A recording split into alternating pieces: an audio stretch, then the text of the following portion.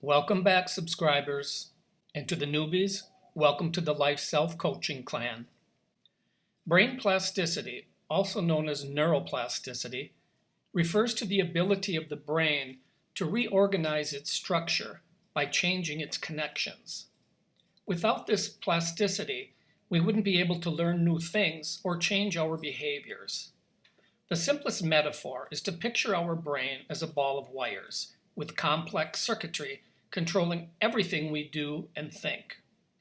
The brain is continually being rewired to incorporate new knowledge into that circuitry. When I learned there was no Santa Claus, some rewiring was required. When any of us lose a loved one, a long and difficult period of rewiring occurs as we struggle to understand and incorporate that painful information into our lives. Sometimes our brains just can't successfully reconfigure or form healthy circuitry, and that's when mental illnesses develop.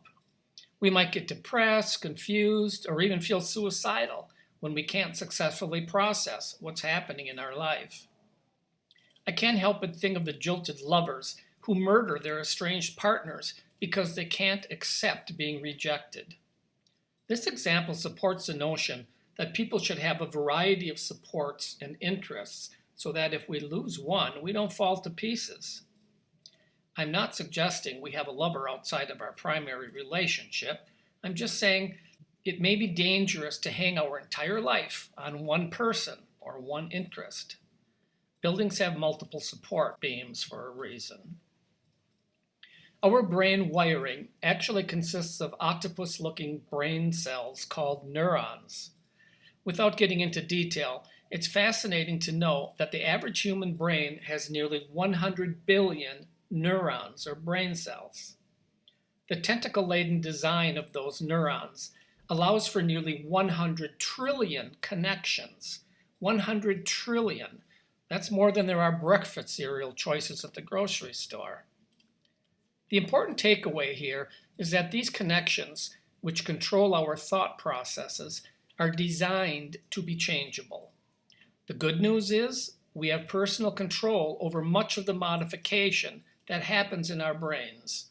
The bad news is if we aren't careful about what we let in and what we choose to believe, then unhealthy influences and unreliable information can corrupt our neural pathways. The best example of intentional modification would be rehabilitation. Whether it's physical rehab after an accident or court-ordered AODA rehab, the goal is to create new neural pathways. In the case of AODA rehab, the intent is to simultaneously dissolve the old pathways, which have been the cause of habitual detrimental behaviors or bad habits. Reconfiguring neural pathways doesn't happen overnight, which is why rehab services typically continue for weeks or months or sometimes even years, depending upon the complexity of the goal.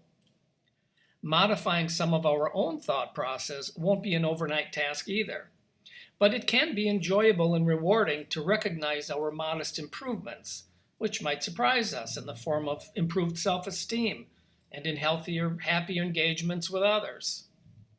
We can minimize the need to rehab unhealthy neural pathways if we scrutinize the value and accuracy of what we see and hear before allowing that input to gain a foothold in the first place. Like a corrupt file on a computer, once a falsehood or even a bad habit becomes embedded in our rudimentary neural pathways, other beliefs and actions will grow on top of that shaky foundation. Just ask a smoker or drinker who's having a hard time quitting. Sometimes incorrect input is benign and will have few, if any, negative consequences. Let's say you believe in the existence of certain cryptids or supernatural phenomena that are later disproven. Probably no big deal. But other false beliefs, just like with a computer virus, could be very corruptive and dangerous to yourself and others. Consider the Salem witch trials in the late 1600s, where dozens of people were found guilty of being witches and then executed by hanging. Consider the church-sponsored inquisitions, responsible for the torture and murder of anyone who was in conflict with the church's teachings. Younger readers may not know that the famous astronomer Galileo, who's credited with discovering that the sun was actually the center of our solar system and not the Earth, spent 3 years in jail and the remainder of his life under house arrest because the church didn't like what Galileo said to be true. 300 years later, the church admitted Galileo was correct. Oops. Consider the Jonestown mass suicide of 1978, where more than 900 cult followers willingly drank cyanide at the bizarre urging of their leader, Reverend Jim Jones. Consider modern-day terrorists who are recruited online with carefully crafted propaganda materials. Even the dysfunctional two-party political system in the United States is responsible for disseminating misinformation and disinformation to their respective cult-like followers. So I repeat what I said a couple of minutes ago. It is of utmost importance that we scrutinize the value and accuracy of input before allowing the modification process to influence our thinking. If we need to have a change of mind, better sooner than later. Here's one of my favorite quotes because it encourages us to think before we follow. Walk with those seeking the truth, run from those who think they've found it. It's important to remind ourselves that every aspect of life is continually evolving, so our personal and societal beliefs and expressions are always fluid to some extent. This concept is the crux of the Buddhist mantra, every situation in life is temporary. To insist that any one assumption or assessment is universal and permanent ignores the essence of ever-changing life as we know it. Even the Christian Bible is filled with stories and directives which would be extremely inappropriate in today's world. We certainly aren't going to revive the practice of stoning people to death for this, that, and the other thing, as the Old Testament advises. I'm not suggesting we take everything we know with a grain of salt, just most of it, until we're sure it's accurate. I think a special shout out is in store here for the members of the Flat Earth Society. Come on, folks, I don't want to sound disrespectful, but I think it's time.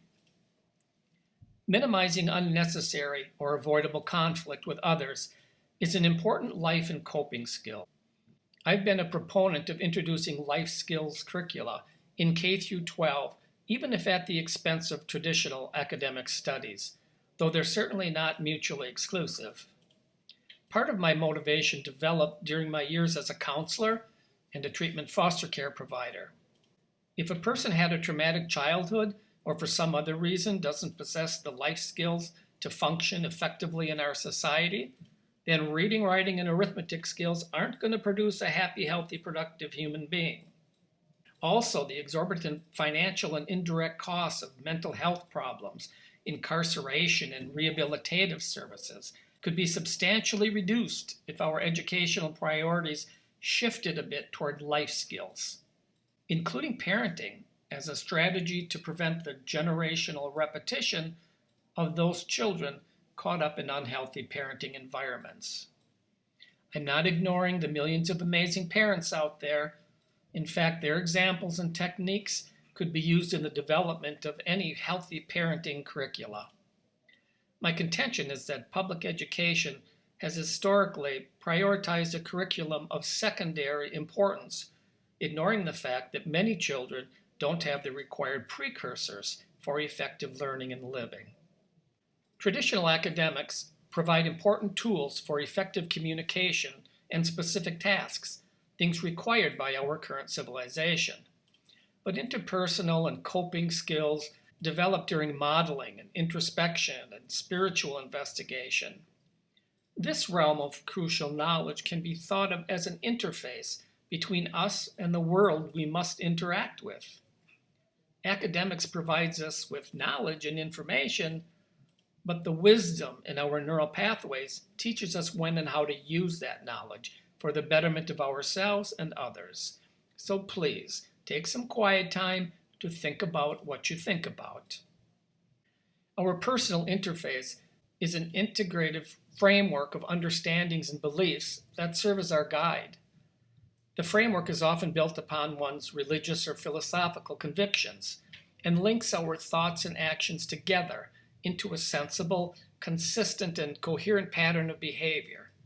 Without this regulating framework, we would be jumbled up irrational messes. I studied world religions at 2 different universities because I was interested in the subject. I don't subscribe to the literal or supernatural teachings of any particular religion or philosophy, but I have great respect for the jewels of wisdom that can be found in any of them. Each provides clues to living, clues for effectively adapting our knowledge for communal interactions here on Earth.